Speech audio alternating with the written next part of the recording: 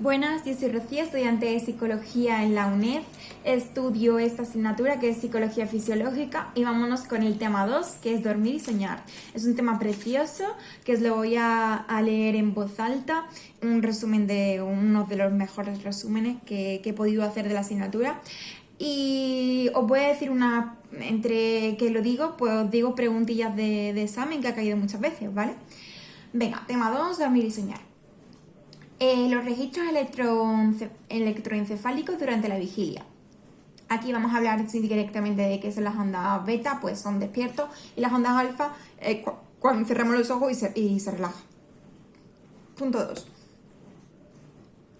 El EEG, que es electroencefalográfico, durante el sueño. Los registros que se suelen hacer son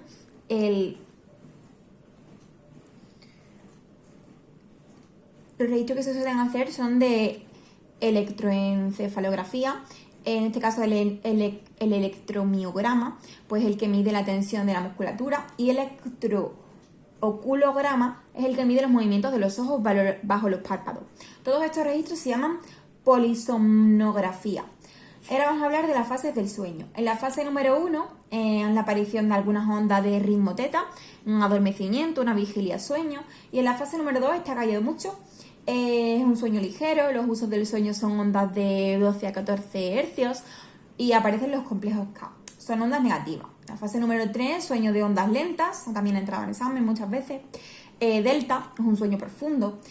Y la fase REM, pues 60 a 90 minutos de sueño desde el inicio del sueño. 3 diferencias, fase no REM y REM. En la no REM, el metabolismo cerebral disminuye, hay un gasto energético y las tasas cardíacas y respiratorias son bajas y regulares. En el REM, el metabolismo cerebral aumenta, alcanzando niveles similares a los de la vigilia. Aumenta la tensión arterial y las tasas cardíacas y respiratorias. 4. Hipótesis funciones del sueño. La hipótesis homeostasis es sináptica y la hipótesis del drenaje linfático durante el sueño. El rebote del sueño REM. Si la privación del sueño se interrumpe antes de que la rata está muy débil, esta recupera su salud, aunque la tasa metabólica tarda semanas en normalizarse. Durante los primeros días se incrementa el sueño REM, este en el rebote, cuando la privación es menor. También hay rebote, pero no de sueño no REM. Efectos de la restricción del sueño en humanos. La falta de sueño provoca somnolencias,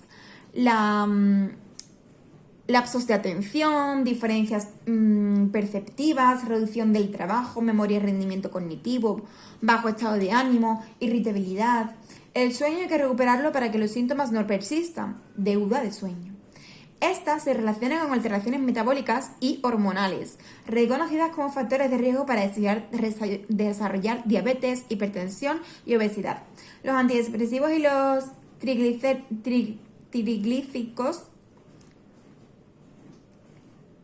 triciclos en menor medida supriman el sueño REM sin afectar al no REM.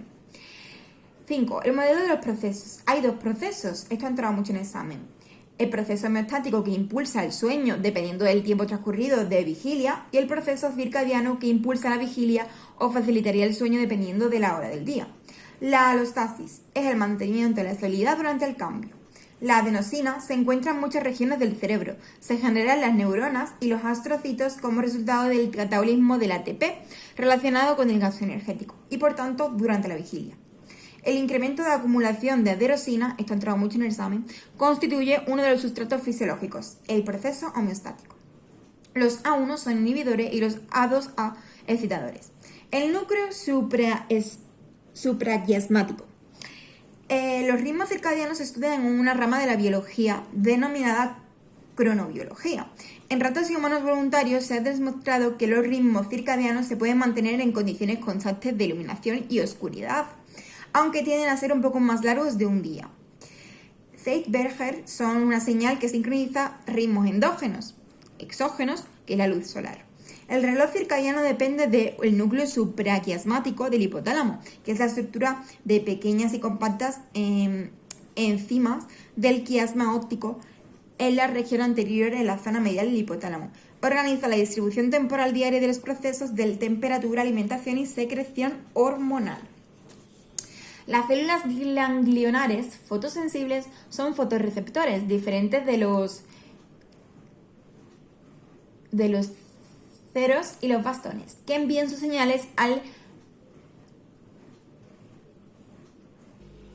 núcleo supraquiasmático vía reptino-hipotalámica y emplean como fotopigmento una proteína de la retina sensible a la intensidad de la luz, denominada melanopsina.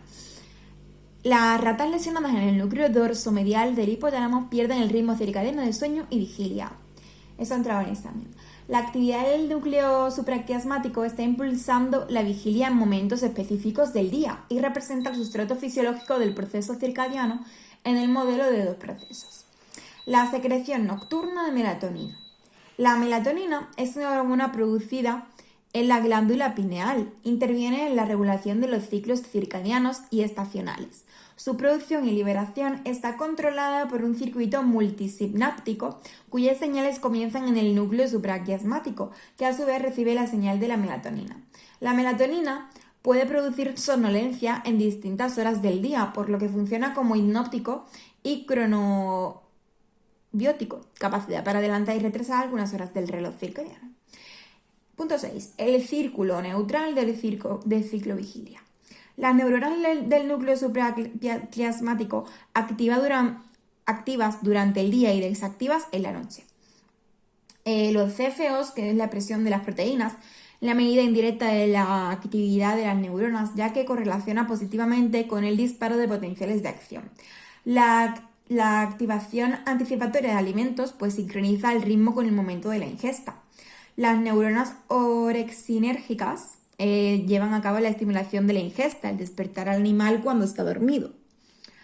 La optogenética es la técnica que se emplea para estimular o inhibir la actividad de neuronas específicas en las mismas escalas temporales de milisegundos en las que suceden los potenciales de acción. Se emplean genes que codifican un tipo de proteínas que funcionan como canales iónicos, capaces de abrirse y de cerrarse en respuesta a determinadas longitudes de onda de luz y conseguir que se expresen en las neuronas diana. Estas proteínas canal, opsinas, proceden de algas sensibles a la luz. Algunas permiten el paso de cationes como el NAMAS y excitan la membrana. Otras permiten el paso del Cl-E, es decir, hiperpolarizan, inhiben, cada tipo de opsina. Cada tipo de opsina se activa como una longitud de onda diferente, con lo que se abren y se cierran los canales iónicos de voluntad como interruptores.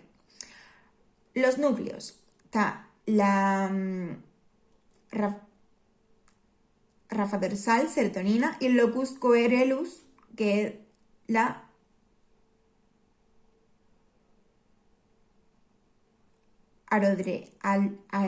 adrenalina. VLPO. Aquí hablamos del flip-flop, que son transiciones rápidas entre vigilia y sueño, se han entrado mucho en el examen, y a la vez la estabilidad de ambos. Los centros promotores de la vigilia inhiben el VLPO, eso ha entrado mucho. El REM on y REM off es cuando dormimos pero no soñamos.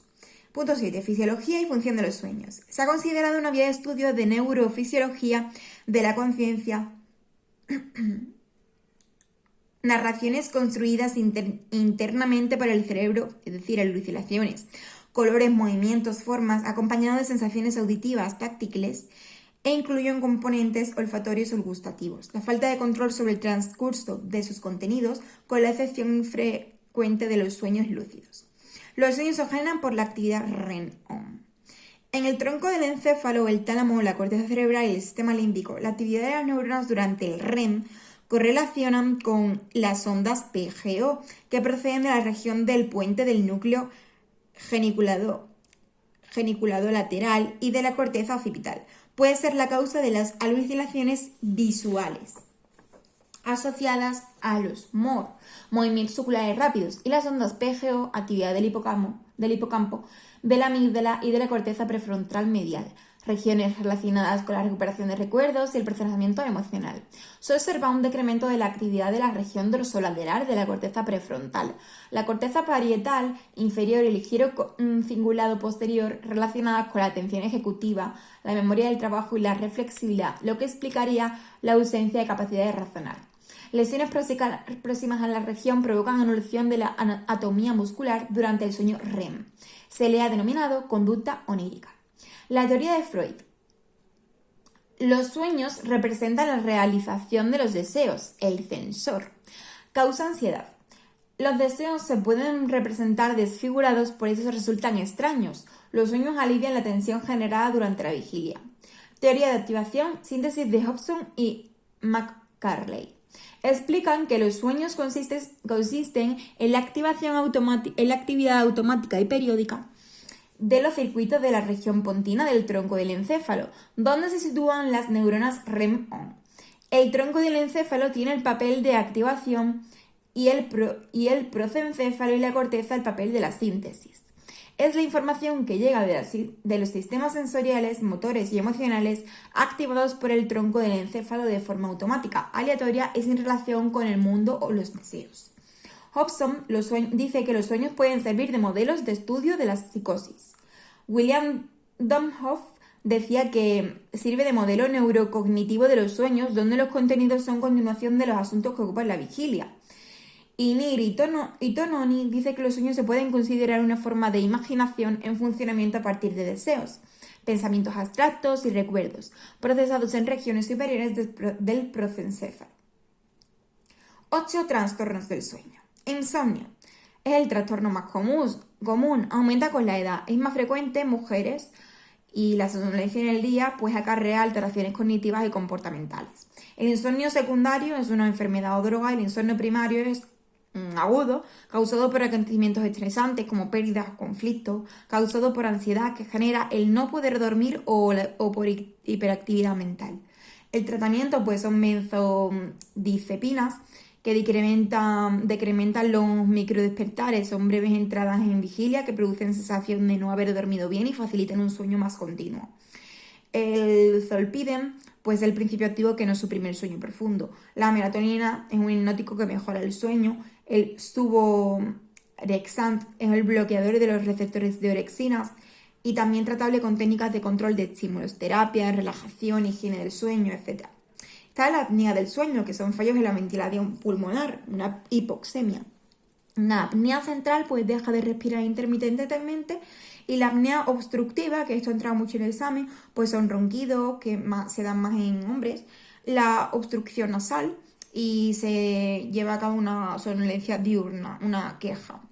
La narcolepsia es la hipersomnia, realmente. Son excesivas somnolencia diurna con siestas frecuentes y disrupciones nocturnas. Esto es la cataplexia, que es la pérdida de tono muscular provocada por emociones fuertes. Esto es lo que provoca esto. Por alteraciones del ritmo circadiano, pues tenemos el síndrome de la fase de sueño retrasada, que es la imposibilidad de dormir, se da mucho en adolescentes, o el síndrome de la fase de sueño adelantada, que se da más en personas mayores, o el jet lag, que es la alteración del sueño por viajes en avión, o los cambios de turnos en el trabajo también. Bueno, pues hasta aquí realmente el tema 2 y espero que os haya servido para repasar y nos vemos en el siguiente tema.